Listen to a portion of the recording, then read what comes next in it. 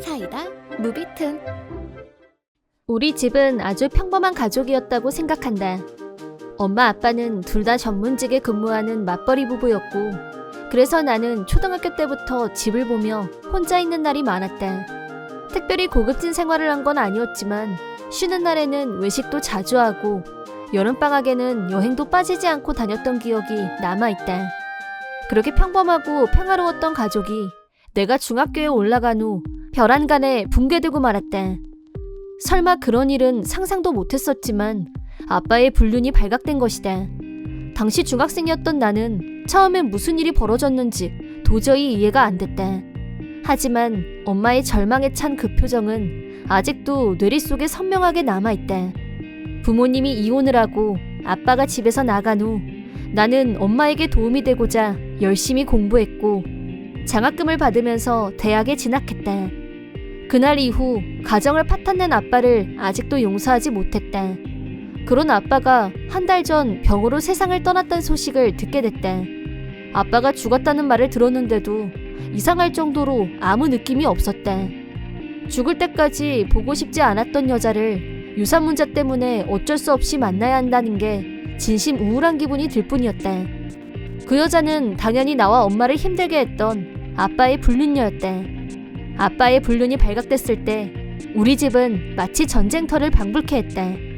엄마가 아빠한테 큰 소리로 화를 내거나 울면서 통곡을 하거나 어떤 때는 엄마가 술에 취해서 아빠한테 술잔을 집어던진 기억도 있었다. 집안에서 물건을 던지고 망가지는 일도 부지기수였다. 그래서인지 아빠는 집에 있을 때는 자기 존재감을 지우려고 필사적인 모습이었다. 그런 최악의 상황에서도 아빠는 그 사람은 아무 잘못 없어. 어쩌다 보니 내가 먼저 반한 거야. 라면서 불륜녀를 감싸고 돌았기 때문에 엄마는 같은 여자로서 자존심이 더 상했을 거다. 그런데 불륜녀를 집으로 불렀다. 집안에서 엄마와 아빠, 불륜녀가 삼자대면을 했지만 나는 그 방에 출입금지를 당했기 때문에 옆방에서 귀를 쫑긋 세우고 훔쳐듣고 있었다. 불륜녀는 인상도 별로였지만 매너도 똥매너에 우리 집에 겁도 없이 들어와서는 불륜에 대해서 털끝만큼도 미안한 기색이 없었고 오히려 엄마한테 이 일을 내 잘못이라고 생각하면 오해해요. 그렇게 아줌마 티가 줄줄 나는 사람이 더 문제 아닌가? 한눈 팔게 만든 게 더 큰 잘못인 거 몰라요? 라면서 엄마를 무시하는 태도였고 문 밖에서 엿듣고 있는 나한테도 그 엄마의 그 딸이라더니 얼꽝 심은데 얼꽝 났네. 당신 남편이 왜 나한테 반했는지 100% 이해되는데 나는? 아직 중학생이었던 나를 향해 얼평의 비하 발언까지 선을 넘어왔다.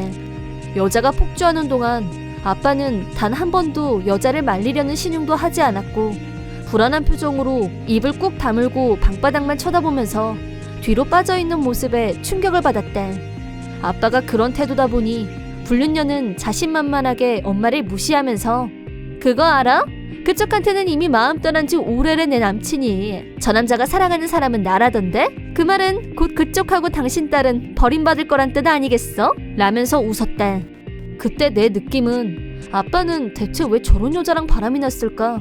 수준 떨어지고 한심하고 원망스러운 마음뿐이었다. 내 눈에 그 여자는 떡칠한 화장에 품이 제로인 아줌마, 그 이상도 그 이하도 아니었다.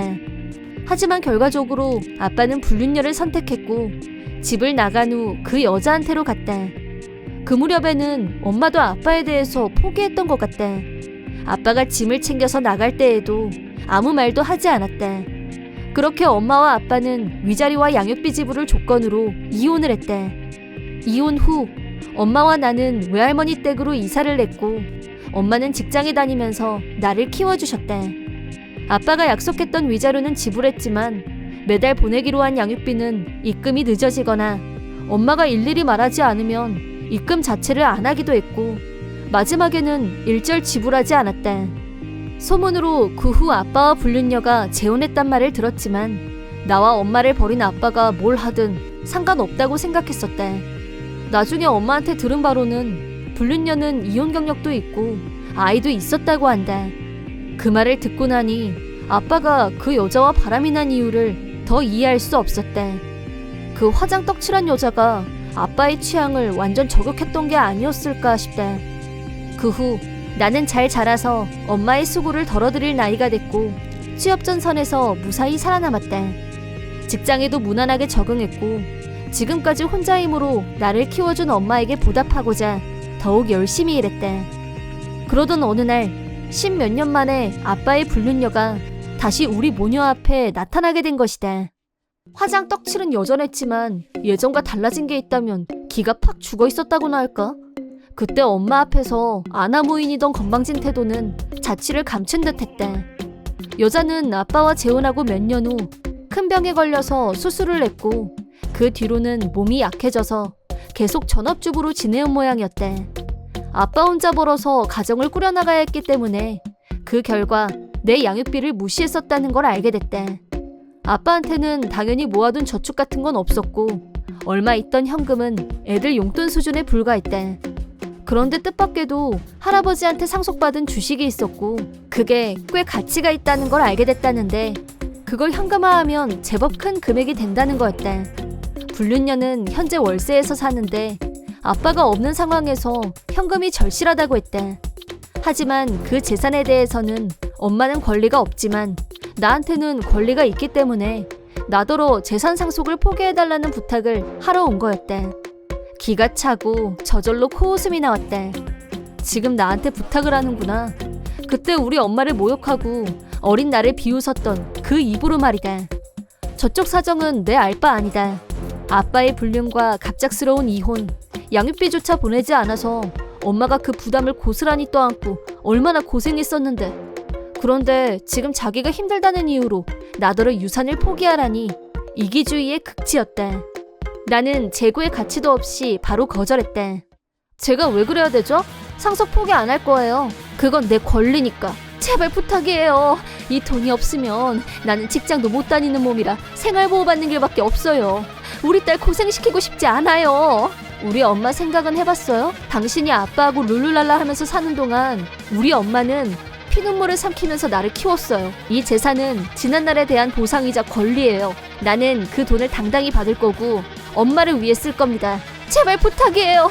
이렇게 빌게요. 엄마도 그런 마음이었을 거예요. 엄마를 무시하고 비웃고 행복을 앗아간 당신한테 아빠를 뺏어가지 말아달라고. 자업자득 아니겠어요? 불륜녀는 몸에서 힘이 빠져나갔는지 엉덩방아를 찢고 넘어졌지만 나는 그녀에게 동정심조차 느끼지 않았다. 그 후 아빠가 남긴 유산으로 받은 주식을 곧바로 현금화시켰다. 그 돈으로 우선 엄마와 심신의 피로를 풀기 위해 온천 여행을 다녀왔다. 그리고 남은 돈은 모두 엄마한테 드렸다. 처음엔 절대 받지 않겠다고 하셨지만 그동안 밀렸던 양육비를 지금 돌려받았다고 생각하면 되는 거고 이 돈을 어떻게 쓸지는 엄마한테 맡기겠다고 하자 이 다음에 내가 결혼해서 예쁜 손주가 생기면 손주를 위해 쓰겠다며 잘 보관해두겠다고 하셨다. 생각도 하고 싶지 않은 아빠한테 받은 돈이긴 하지만 내겐 받을 권리가 있는 돈이었으니까 부정한 돈도 아니고 엄마가 마음 가는 대로 하면 된다고 생각했다. 다행히 나는 좋은 직장에 다니고 있어서 지금은 경제적인 어려움은 없다고 할 수 있었다. 엄마 한 사람쯤은 넉넉하게 돌볼 수 있을 정도로 경제적으로 여유가 있었다. 그럼 그쪽 모녀한테 양보해도 되지 않냐고 생각하는 사람도 있을 수 있지만 나는 그 정도로 마음이 보살은 아닌 것 같다. 지금까지 고생했던 엄마를 생각하면 더욱 그랬다. 그 여자의 딸이 잘못한 건 없지만 내가 양보하면 결국 득을 보는 건 그 여자인 거고 그걸 알면서 유산을 포기할 순 없었다. 담당 변호사는 이런 일에 아주 익숙한 듯 너무나 매끄럽게 일 처리를 맡아주셨다. 다시 몇 년 후 풍문으로 그 모녀의 얘기를 들었는데 유산을 받은 후 처음 몇 년간은 별 어려움 없이 살았지만 시간이 지나면서 점점 돈은 없어지고 수입도 없다 보니 생활보호를 받으면서 딸아이는 대학은커녕 고등학교도 중퇴하고 직장에 다니고 있다고 한다. 물론 그 여자 딸한테는 아무 잘못이 없지만 그때 나와 엄마에게 절망의 끝을 맛보게 했던 장본인이 시간이 지나 자신의 죗값을 치르고 있는 게 아닌가 하는 생각이 들었다. 자기 때문에 죄 없는 자기 자식 인생까지 망가지는 걸 보고 있는 그 심정은 과연 어떨까 상상해본다. 물론 아빠도 똑같이 잘못한 건 맞다. 자신들로 인해 한 가정이 무너진 것에 대한 벌을 지금 받고 있다고 생각하면 내 안에 있던 마음의 그늘을 조금 벗어던질 수 있을 것 같은 기분이다. 그 여자는 지금 현재 그리고 앞으로의 인생에서 자신의 과거를 후회하면서 살아가길 바랄 뿐이다. 이번 영상은 어떠셨나요? 재밌게 보셨다면 구독, 좋아요에 댓글까지 달아주시면 감사하겠습니다. 그럼 다음 영상에서 만나요.